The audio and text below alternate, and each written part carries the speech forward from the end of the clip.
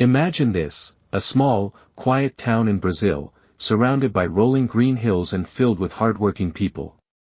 It's 1911, and amidst this peaceful setting, a young man named Valentim Tramontina dares to dream big. With nothing but a few tools, a modest wooden house, and an iron will, he opens a humble blacksmith shop in Carlos Barbosa. Little did he know, this small workshop would grow into a global powerhouse, recognized in over 120 countries for its quality knives, cookware, and tools. Here's a question to get you thinking: how does a tiny shop in a remote town turn into a worldwide phenomenon? Stick around, because by the end of this story, you'll not only know how they did it, but you'll also discover lessons about resilience, creativity, and innovation that you can apply to your own life. Early 1900s Brazil. To truly understand Valentim's journey, we need to paint a vivid picture of the world he lived in. Brazil in the early 1900s was a land of transformation and opportunity. The end of slavery in 1888 had left the agricultural economy searching for workers, leading to a wave of European immigration. Among these immigrants were Italians, fleeing economic hardships in their homeland. Carlos Barbosa, a small town in the state of Rio Grande do Sul, became a settlement for many Italian families. Picture a place with vast forests and hilly terrain. Life was hard, everything had to be built from scratch. The Tramontina family, like many others, worked tirelessly to clear land, grow crops, and build a better future for their children. Valentim's parents instilled in him the values of hard work, resilience, and hope. Want to know how a family's humble beginnings turned into a billion-dollar legacy? Keep watching, there's a twist coming up that will leave you inspired. Valentim's first steps. At just 17 years old, Valentim decided to leave the comfort of his family home and take a chance. With his older brother's guidance, he learned the craft of blacksmithing, a skill that would soon become his ticket to success. Blacksmiths were crucial at the time, crafting tools, horseshoes, and other necessities for farmers and workers in the community. Valentim's decision to open a workshop in Carlos Barbosa was no accident. The town was small but strategically located near the newly built railway connecting Porto Alegre to Caxias do Sul. This railway brought life and commerce to the region, transforming it into a hub for trade. Imagine Valentim in his modest workshop, the sound of hammering iron filling the air, the heat from the forge warming the small space, and the smell of metal and sweat combining into an unmistakable scent of industry. Each horseshoe he crafted, every tool he repaired, was a step toward his dream. But here's the thing, Valentim's story isn't just about hard work. What happened next turned his modest shop into something much bigger. Stay tuned, because we're about to uncover the moment that changed everything. Elisa, the heart of the business. In 1920, Valentim married Elisa de Seco. Elisa wasn't just a partner in marriage, she was a partner in every sense of the word. While Valentim worked on the craft, Elisa took charge of organizing the business. She had a sharp mind and an even sharper determination. Together, they made a formidable team. Their early years were filled with challenges. Valentim focused on improving the quality of their products, while Elisa ensured they were sold and the bills were paid. The couple's complementary strengths laid the foundation for what would become a business legacy. But tragedy struck in 1939 when Valentim passed away unexpectedly. Imagine Elisa, a widow with 3 children, living in a male-dominated society, left to manage a business on her own. Many would have given up, but Elisa chose a different path. What would you do if faced with the same challenges? Elisa's story is proof that perseverance pays off, and we're about to see how she turned adversity into an incredible opportunity. Elisa's era, resilience and reinvention. Elisa took over the workshop, determined to keep Valentim's dream alive. She would rise before the sun, prepare breakfast for her children, and head straight to work. Crafting knives and tools during the day, she would often board a train in the evening, traveling to neighboring towns to sell her products. Elisa's resourcefulness became legendary.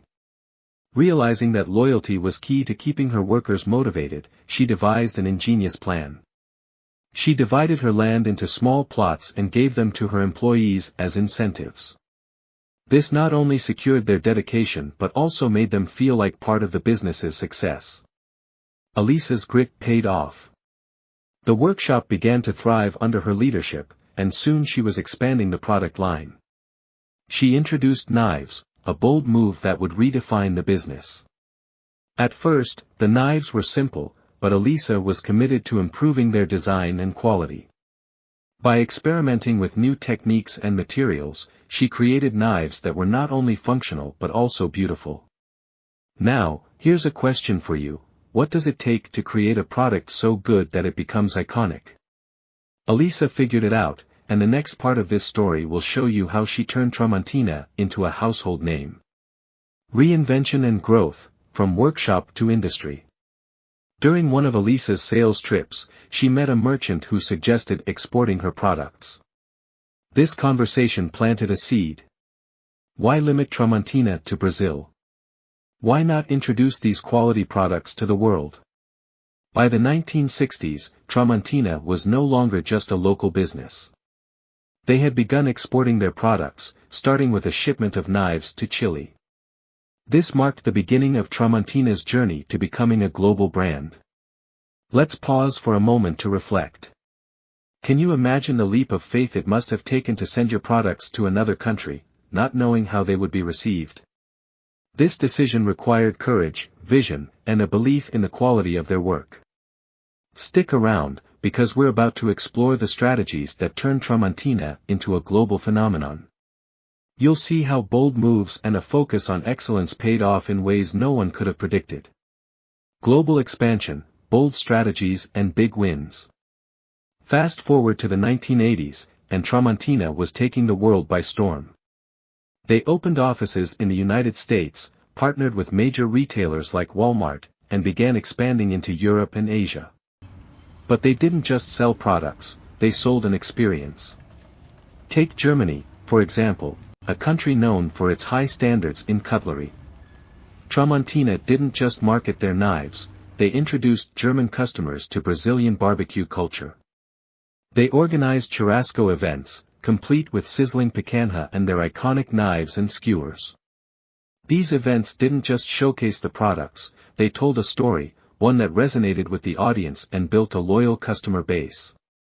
Are you starting to see how innovation and storytelling go hand in hand? But there's more. What came next solidified Tramontina's place as a global leader. Keep watching, because the next chapter is a game changer. Lessons for aspiring entrepreneurs. Tramontina's journey is filled with lessons for anyone dreaming of success. One key takeaway is the importance of resilience. Valentim and Elisa faced unimaginable challenges, but they never gave up. Instead, they adapted, innovated, and kept moving forward. Another lesson is the value of quality. From day one, Valentim and Elisa were committed to crafting the best products possible. This commitment earned them the trust of their customers and paved the way for their global success. Finally, Tramontina's story reminds us that innovation doesn't have to mean reinventing the wheel. Sometimes, it's about taking something simple, like a knife, and making it extraordinary through attention to detail and a focus on the customer experience. Want to know how you can apply these lessons to your own life? Stick around for the final part, where we'll break it all down and give you actionable tips. A legacy built to last. Tramontina's success isn't just about numbers, it's about the people, dreams, and dedication behind every product. It's proof that small beginnings can lead to extraordinary achievements. Elisa's vision, to grow beyond the lone tree outside their workshop, has come true in ways she could never have imagined. So, what's the takeaway for you? Dream big, work hard, and never stop believing in your vision. Obstacles will come, but as Elisa and Valentim proved, they can be stepping stones to greatness. Whether you're an entrepreneur, a creative, or someone chasing a dream, let Tramontina's journey remind you that success is built on resilience, innovation, and passion. The legacy of Valentim and Elisa lives on in every Tramontina product, and in every dream that refuses to give up. Want to hear more inspiring stories? Don't forget to subscribe and turn on notifications. Our next episode will uncover the incredible story of a company that started in a garage and became a global tech giant. You won't want to miss it.